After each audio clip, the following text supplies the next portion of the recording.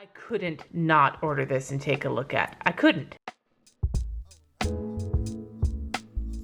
Hi everybody, today I am taking a look at the Scribbles That Matter bullet planner in the A5 size. Now I have looked at their bullet planner that's the bigger size. I don't remember what the actual size is. I don't know fucking sizes, but it's bigger than this puppy. I have a video on that planner. I have a whole Plan As You Go month back in last April 2018 that I did trying to use that planner, and then I had a final thought, so I'll link that stuff up above and in the comments below or in the description. And one of the things I had issue with, the size just didn't do it for me, and there were other issues I had with that planner about the layout, some other things. Like I thought it could be really interesting, but there were just things about it that made it too difficult for me to use.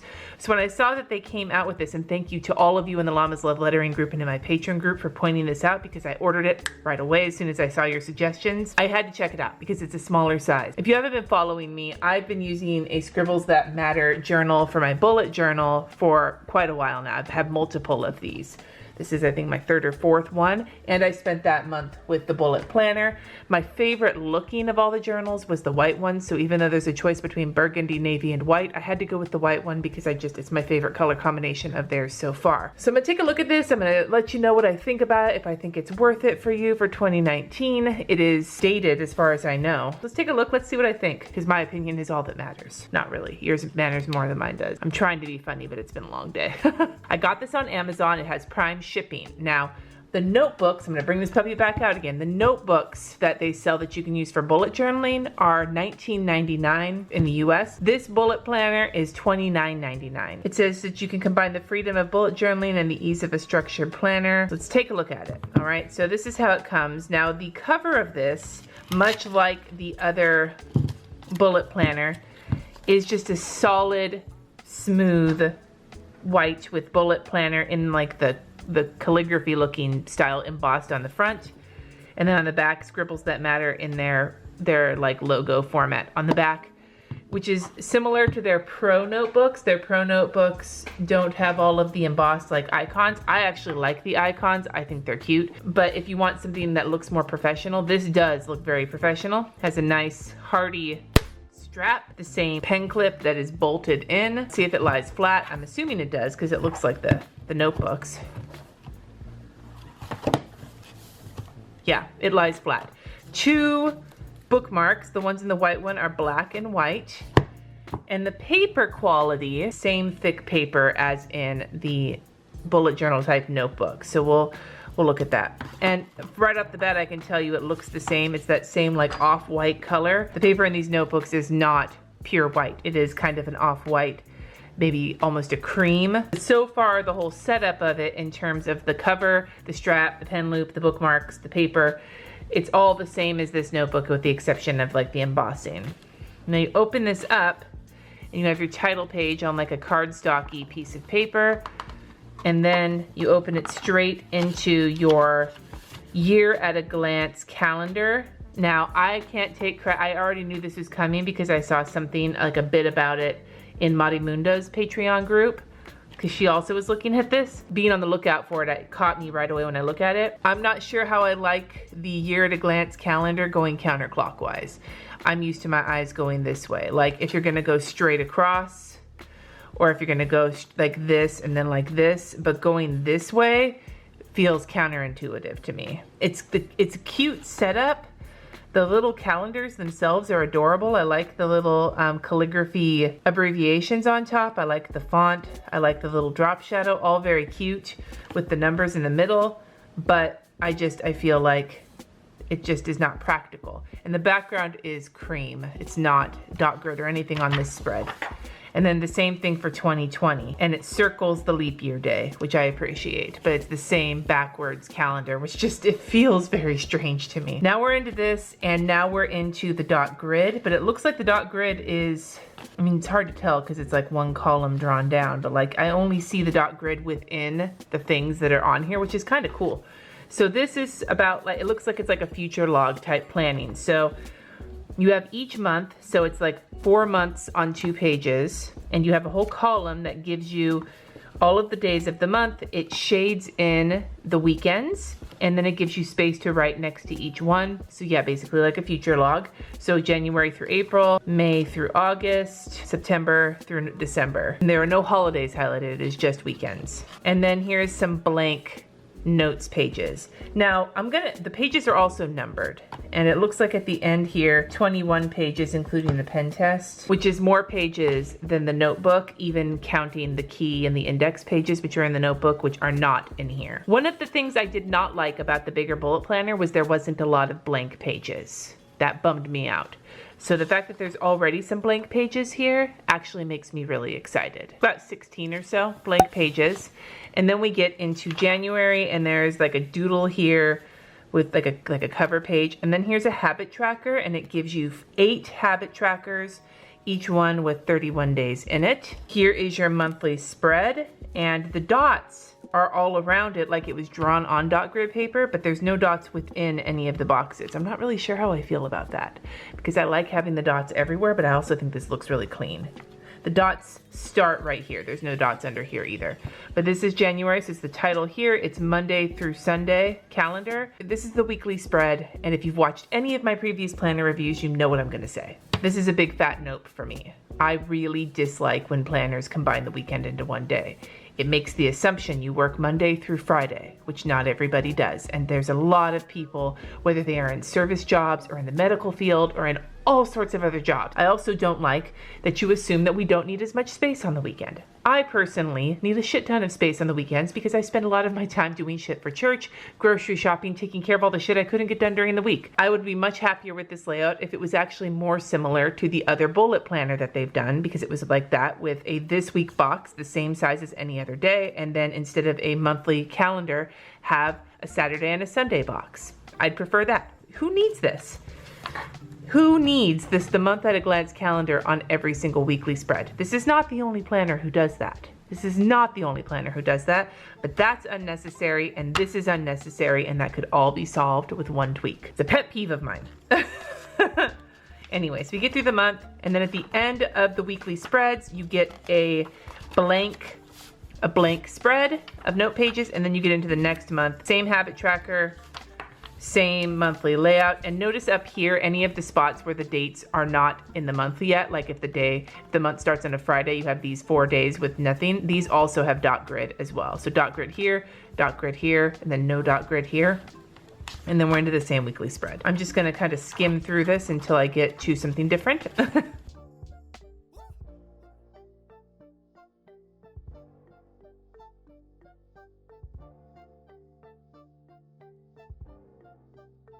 Okay, I swear to God, I'm not trying to nitpick this planner because of the weekend days thing, but I've got something else I want that's kind of bugging me.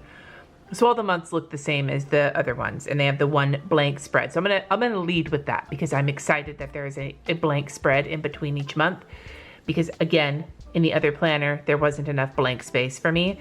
When they say they want you to do a combination of bullet journaling and pre-printed planner, there needs to be some blank space. I appreciate that. I have 2 thoughts about this monthly cover page, which I know people do. I do them, other people do them. Some people do super elaborate monthly cover pages. Sure, there are some people who would be very excited to have a elaborate cover page done for them already, but I have two pieces of feedback for this page. The first one is that not everybody's gonna want these particular drawings in general, so I would have almost been happier if they kept the writing and then just had it be blank and you could do your own page or stick your own pictures on it or whatever the case may be.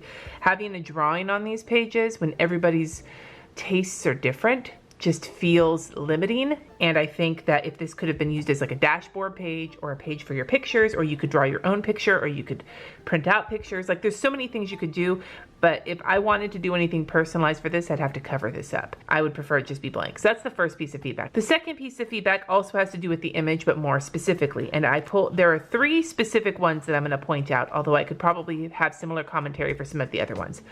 August here being in the summer, October having a jack-o'-lantern, December having ornaments. I was excited that this planner does not have holidays pre-printed in it, because I came recently to the conclusion that I feel like the easiest way for a planner to be inclusive of all holidays of all religions is to not have any of them. And so this one didn't have holidays printed in it, and I was like, woohoo! And then I got to this. This was the one that first pulled my eye.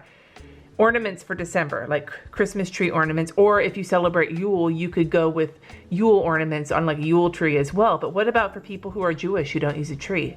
Or what about for people who don't celebrate a holiday like that at all? Or what about people for other holidays? Like this, the cover of the month, the page that sets off the whole month is not only, it doesn't just have Christmas printed, it's a fucking picture of Christmas. And again, you'd have to cover that up if you don't like it. So that just feels like a misstep to me.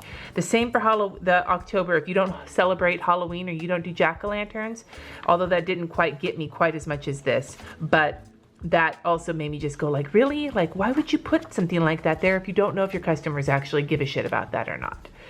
And then specifically for August, I'm thinking of all of my dudes that live down in like the other hemisphere than me. I'm in the northern hemisphere. August for me is the summer, palm tree in the ocean. Makes total sense. Not that I go there, but it makes total sense.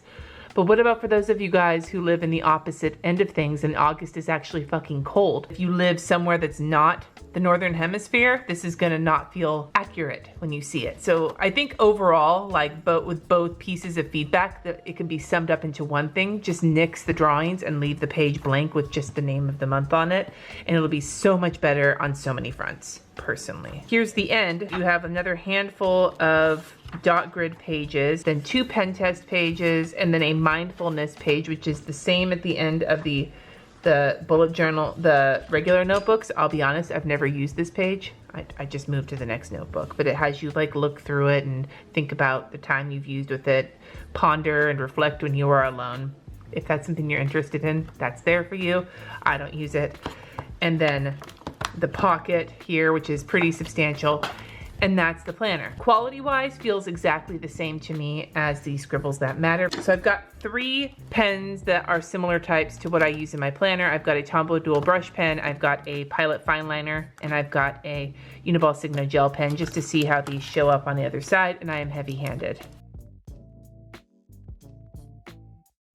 Gel pen leaves a little bit of that ridged braille situation because in my heavy hand, I get a little bit of that with the fine liner. But there's only a little bit of ghosting with all 3 of these pens, which doesn't surprise me because I use this. I'll also add that I do use watercolor in my Scribbles That Matter from time to time.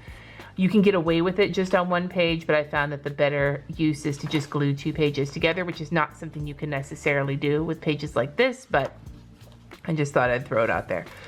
So what do I think of this? So far, I have been extremely loyal to Scribbles That Matter notebooks. I love them. The paper is great. The quality of the product is great. It feels really substantial and nice. It lays flat. You know, the paper is smooth. The calligraphy on it's pretty. I love the drop shadow. It's just a very sleek, nice looking planner. However, I probably wouldn't use it, and that's why I'm disappointed. I couldn't even do a plan as you go month with this the way I did with the other bullet planner, purely because I just can't hang with all the weekend being condensed into one. Like, it's not practical for my life. Otherwise I think I'd be able to use it, and if I had to cover this up every week to create a second weekend day, that would just frustrate the fuck out of me. So that's the thing that would stop me from trying this out. The other big deal that I said with these things, that I could cover those up. That's feedback to improve it.